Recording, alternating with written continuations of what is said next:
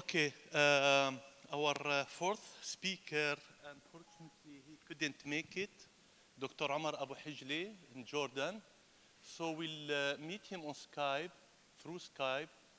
So he will give us a presentation for about 30 minutes. سامعينكم والدكتور بيقدر يحكي. تمام. يلا اوكي.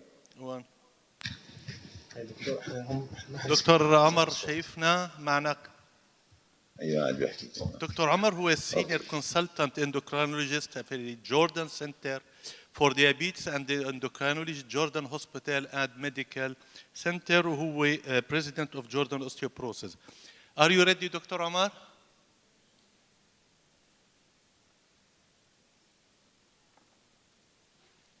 طبعا السكايب شوية اعطيني اشاره بس قولوا ابدا.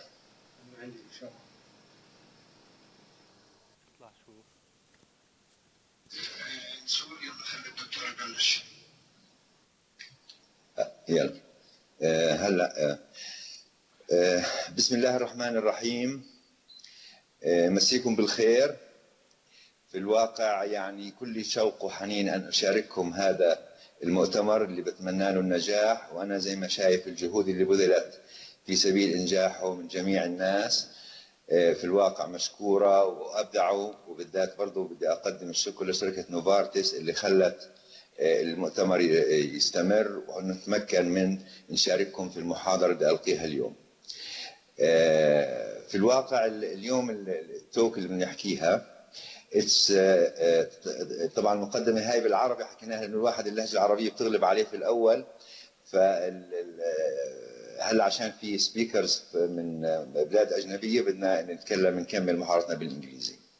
Today I will going to speak about the diabetes in general and its complication as in the plenary title, but I will really focus on a missed complication of diabetes. We always forget to ask patients about it, and we leave them in neglected agony.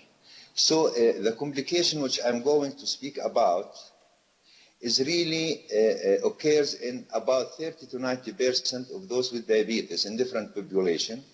It's a very complex, it has a very complex pathogenesis owing to its combination of microvascular, macrovascular, endocrine, and neuropathic disease. And also is established recently over the last 10-15 years as an independent marker for the development of coronary artery disease.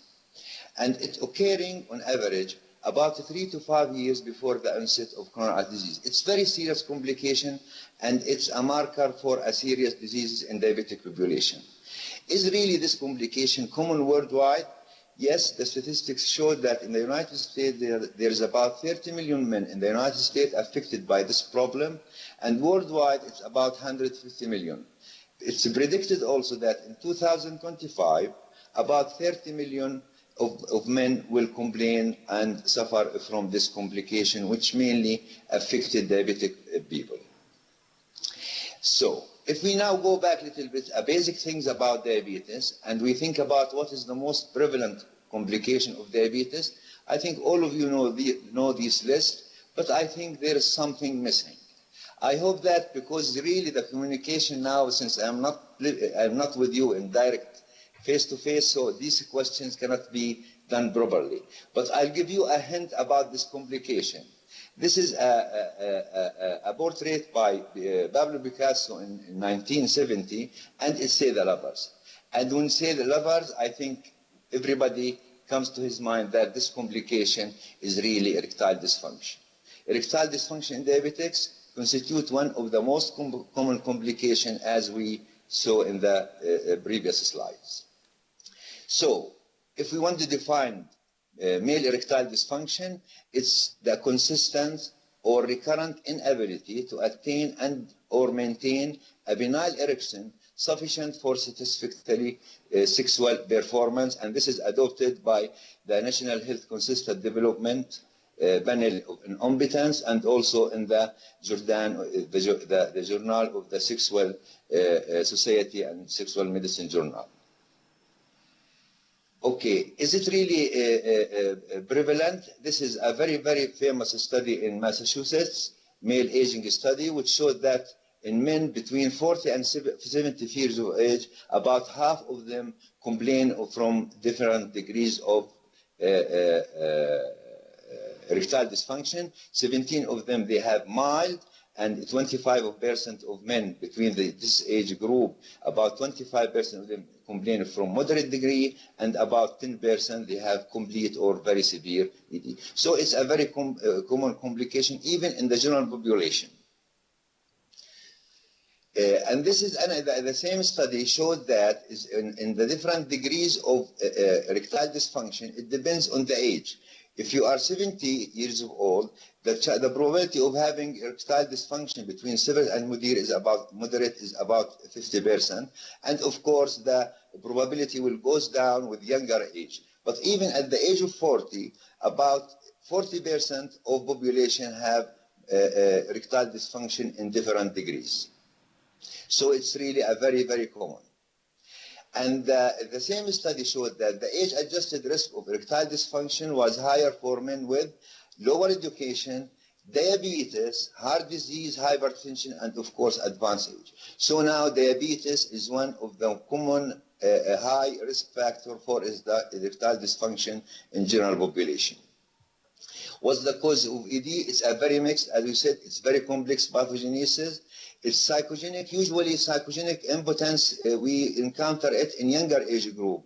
In the people who are less than 40, less than 35, most of these kind of patients, they have some psychogenic element in their impotence. While with the advancing age, with those of more than 50 years of age, about 80% of males have organic causes. And the organic causes are many and complex, between vasculogenic, metabolic, neurogenic, drug-induced, hormonal, and many, many other rare causes of erectile dysfunction. And this makes really how to assess the cause, the exact cause of erectile dysfunction is difficult.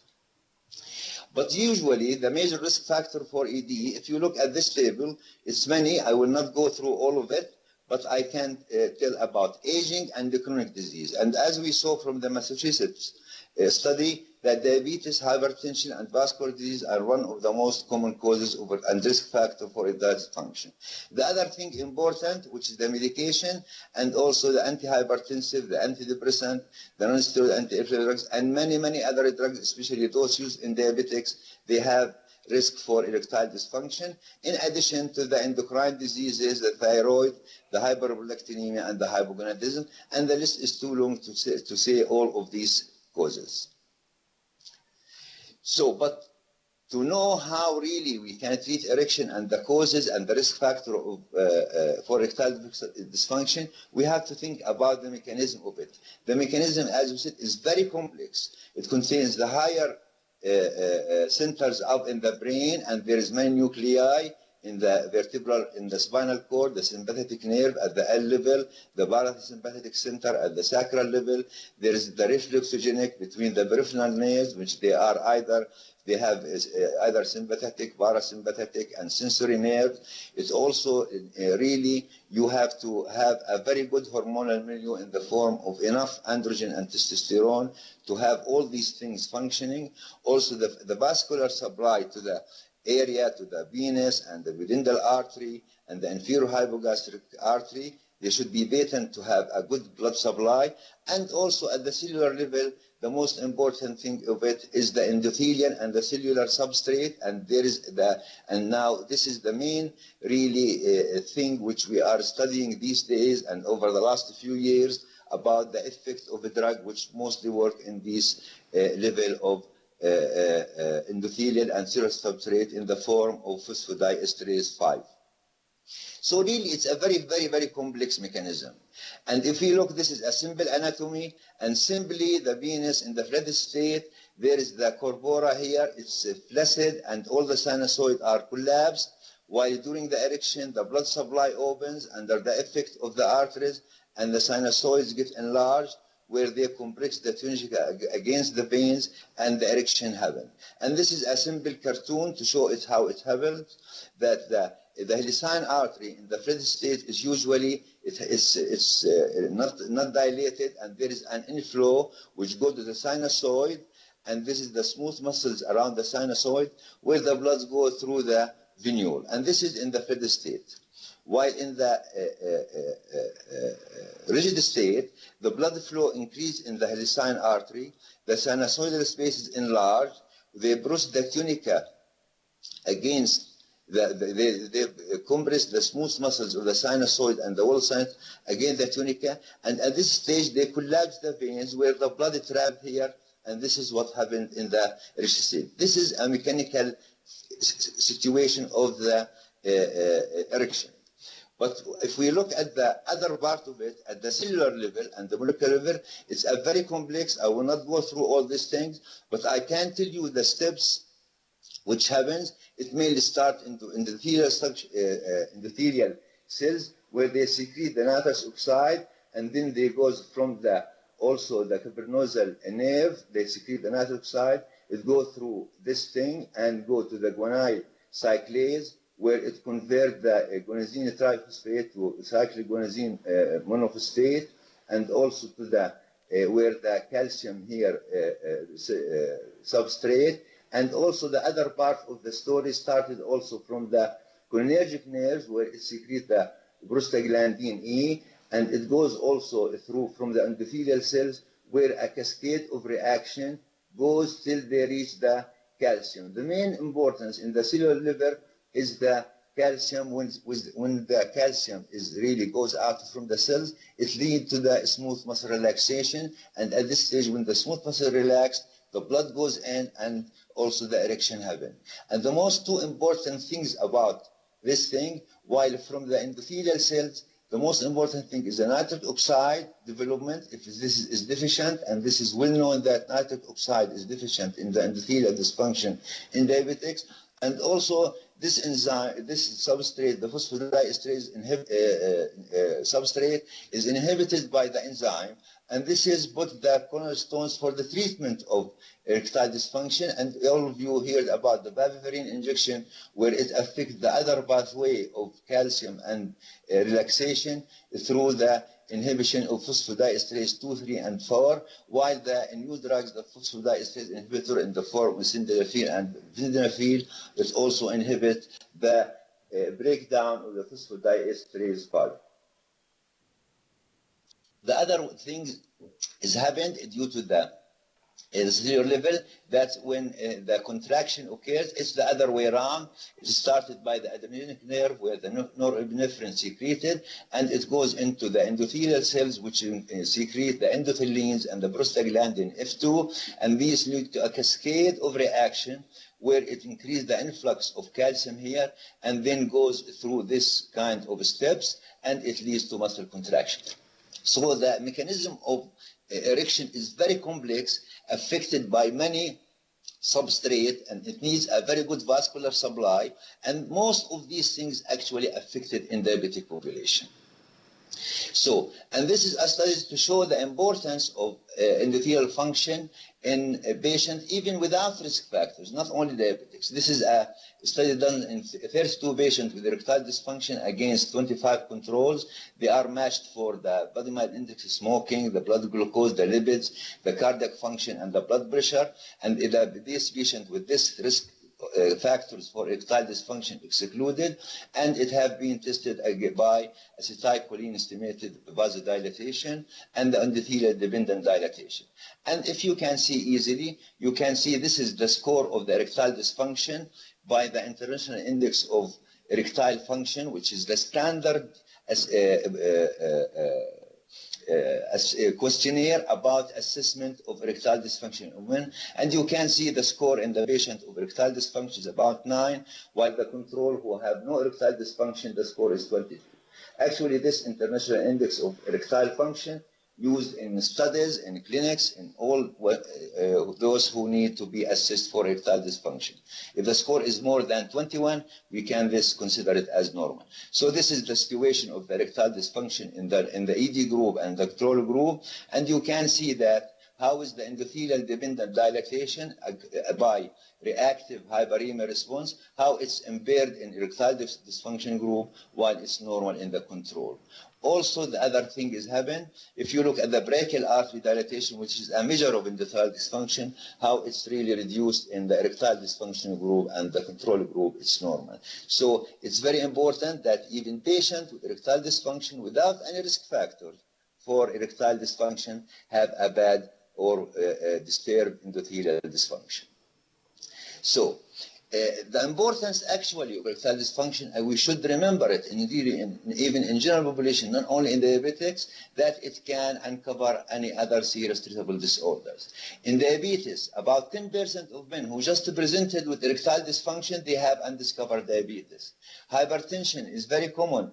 60% of men with hypertension have erectile dysfunction. Dyslipidemia, 60% of men with erectile dysfunction have dyslipidemia. Heart diseases, this is a study done in 50 males with erectile dysfunction. It has been found that about half of men with erectile dysfunction were found to have a positive stress test, and the most serious and important thing, that about 40% of men with erectile dysfunction had actually significant coronary occlusion. So finding erectile dysfunction in diabetics or non-diabetics is a very serious problem, and you will have to look after another diseases, serious diseases like diabetes, hypertension, dyslipidemia, and coronary artery disease.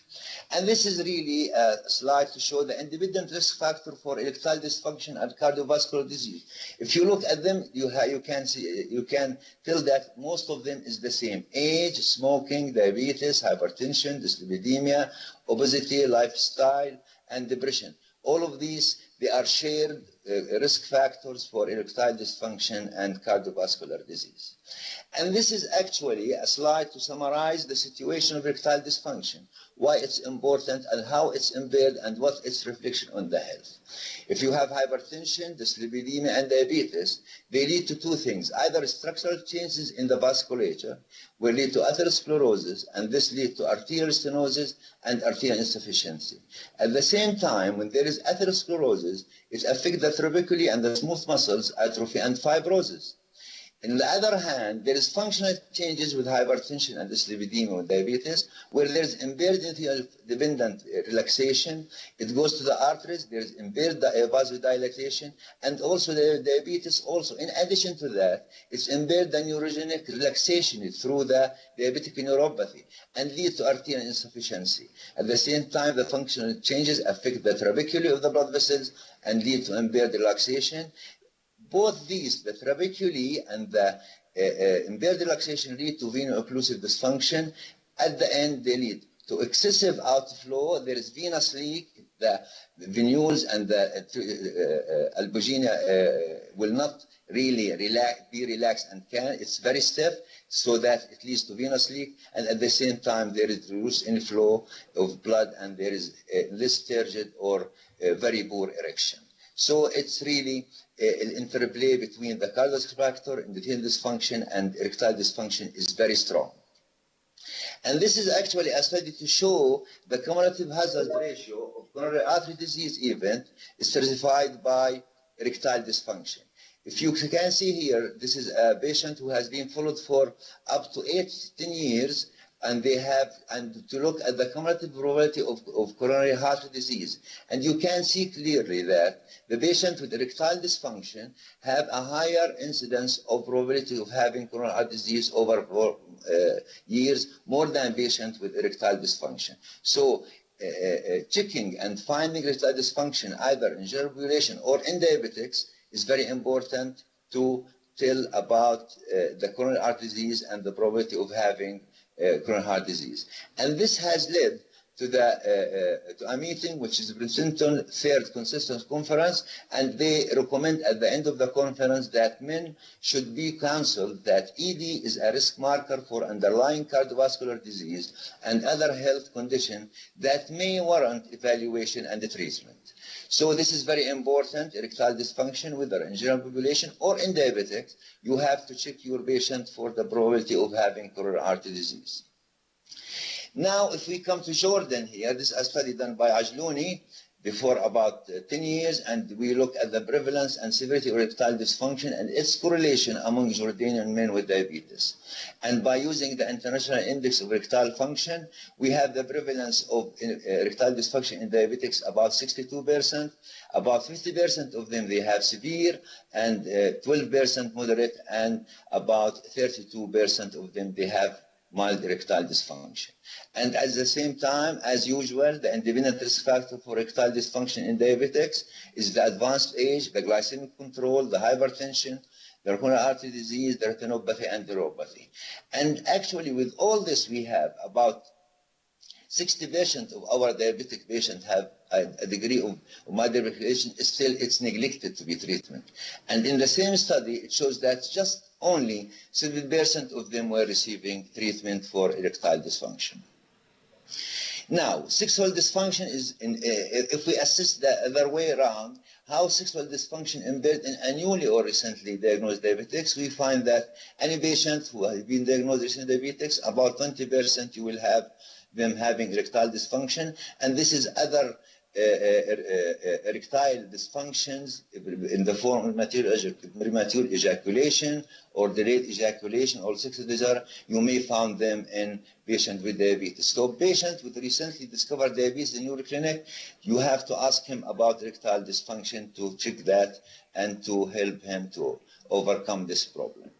The etiology in diabetics is nearly the same as in other populations: the advanced age, the drugs, many, I will show them later, atherosclerosis and dyslipidemia, and neuropathy in diabetics is autonomic and sensory, the control in the form of HbA1c. There is many studies actually about the duration of diabetes. It's not that really consistent in all the studies. Some studies show some relation with duration and the others did not show, but the control is very important in nutrition in general and the hormonal, the andropause. And there is many studies in diabetics where they show that patients with diabetes have a really hypogonadism in the form of low androgen and what we call it in the andropause in the old age. So it's nearly the same factors as in general population in and top of diabetes and its complication.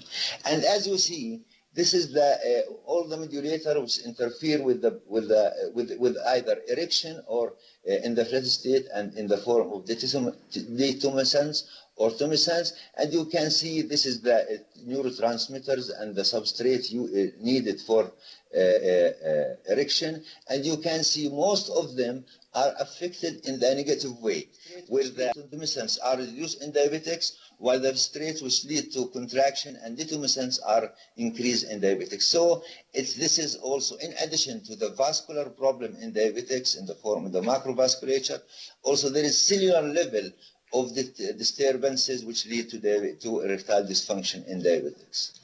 This is the drugs which used usually in diabetic population and can lead to erectile dysfunction, and you should ask your patient about them in the form of central nervous drugs, the phenothiazine, haloperidol, the antidepressant, and the other tranquilizer, the cardiovascular system, the beta blockers, the calcium channel blockers, the thiazide diuretics, digoxin, spironolactone, methyl-dopa, or reserpine. All of them lead to erectile dysfunction. And also the drugs used in the endocrine system in the form of anti-androgen, the gonadotrophin agonist, spironolactone, cimetidine, metoclopramide. Actually, for the cardiovascular system, what the commonly used antihypertensive in the diabetics is usually the ARBs, and there is not much studies about them whether they affect the erectile dysfunction or not. But there is one study which published about 20 years ago. It shows that valsartan sometimes it can help and improve the score in erectile dysfunction questionnaire. So now, is really the endothelial dysfunction, diabetic erectile dysfunction? This is a review about the hyperglycemia, the fatty acid, and this is the mechanism which occur, but I will not just take too much time to go through this, but I can tell you the study. It involves 60 patients with type 2 diabetes who have 30 with erectile dysfunction, 30 normal, no apparent cardiovascular disease. They have spent 12-hour overnight fast, and they are giving arginine test. And if you remember the slide about the molecular level, you can find arginine is one of the more important factor in the smooth muscle relaxation, and it can measure the endothelial dysfunction. So this is the erectile dysfunction. This is the score. You can see the difference. This is really nearly severe erectile dysfunction, while these are normal. This is the number. The age the same. The body mass index. The duration of diabetes is the same, and this is the control, and you can see there is a significant difference between the control in the patient who have the erectile dysfunction and the patient who are not. And this is the parameters, the glucose, the cholesterol. You can see more or less is the same percentage. There's no much difference between them. The drugs, the other complications. And here you can see the coagulation and fibrosis in type 2 diabetes patient with and without ED. This is the patient who have erectile dysfunction, and this patient do not have erectile dysfunction. You can see that how is really significant. All this parameter of coagulation and fibrinogen significantly affecting badly the erectile dysfunction in patient with erectile dysfunction. The other thing, you can see also the autonomic and the sensory test in patient with type 2 diabetes. It shows that it's really very badly affected in patient with erectile dysfunction. And this is most of that is done in the form of deep breathing or squatting vagal cyst or fibrinosis threshold in the peripheral nerve or worm threshold. And most of them are significantly impaired in patient with diabetes and erectile dysfunction. So, and in general, the predictor of erectile dysfunction in diabetes, and they are all independent, it can result, HbA1c is very important, the main blood pressure, the endothelial dysfunction, the coagulation activation, and the somatosensory neuropathy, which are independent predictor of erectile dysfunction in type 2 diabetics. This is a very interesting study to show the association of depression and diabetes complication.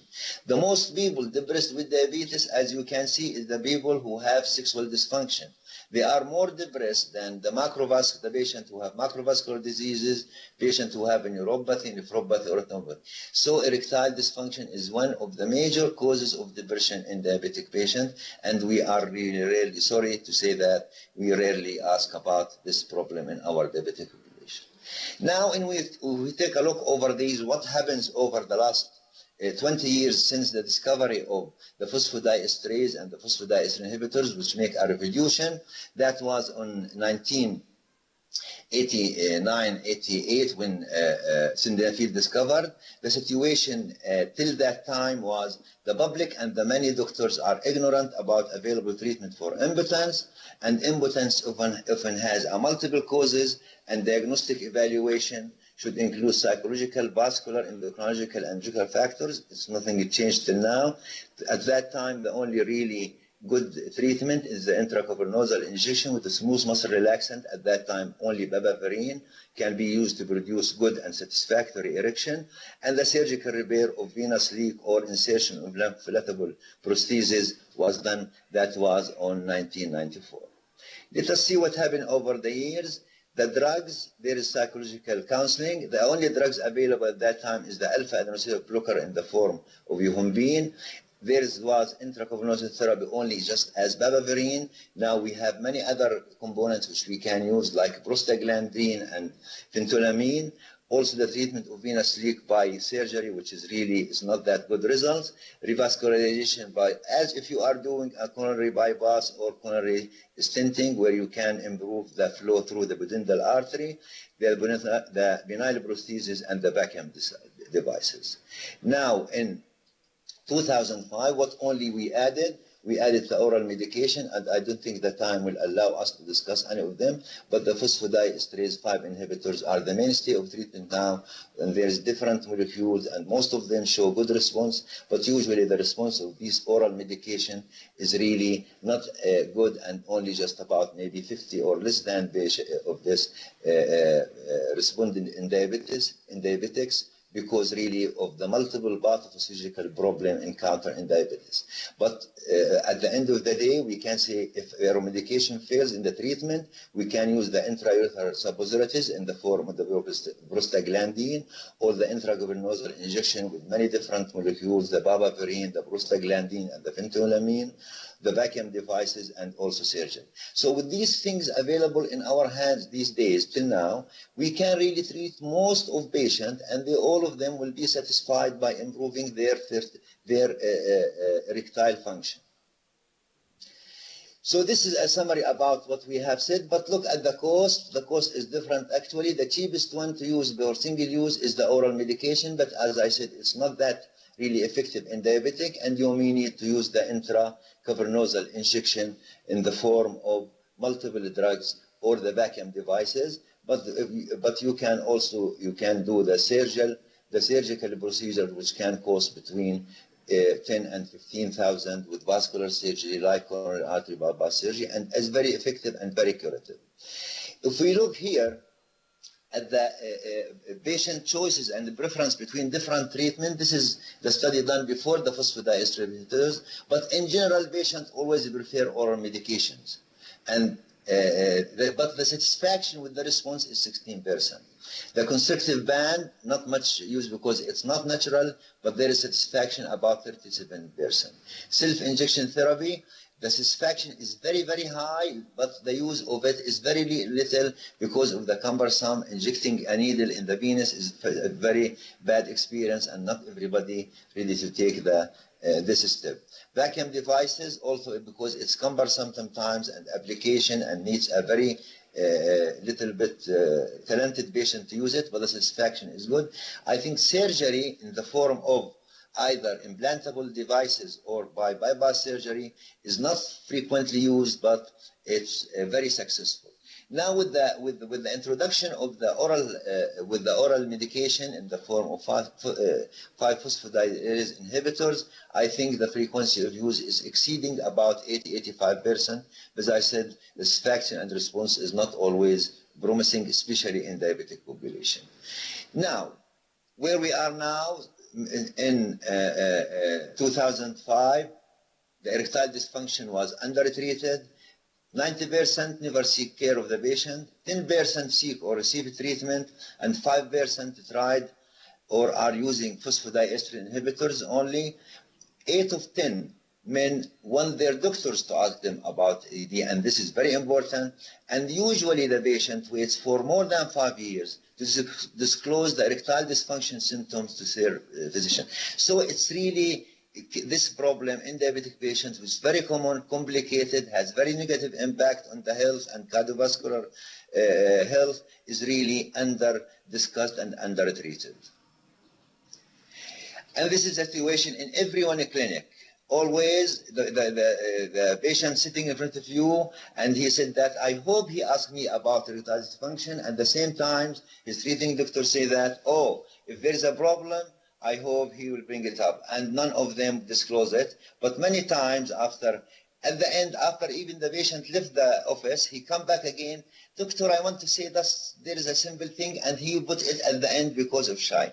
So I think a good assessment of diabetic patient that should be asking about erectile dysfunction in the first visit and even after in the follow-up is very important to keep the well-being of our patients. And I think I will close with this. While we strive to prolong the life of people with diabetes and improve their quality of life, we should not leave them to live in misery and to suffer in silence from erectile dysfunction. Please ask them. And may I thank you, وشكرا لكم جميعا وشكرا لأصدقائكم. وأنا في الواقع مش قادر أعبر عن سروري اللي تمكنت أتواصل منكم، ولو أنه مش بالصورة الصحيحة. بتمنى لكم التوفيق في بقية المؤتمر، وإن شاء الله نراكم الأعوام القادمة وإحنا إن شاء الله بأحسن حال وفي أعلى مستوى، وقد وصلنا إلى ما نصل إليه في بلادنا ومع شعبنا وفي علاقاتنا إن شاء الله. وشكرا لكم جميعا.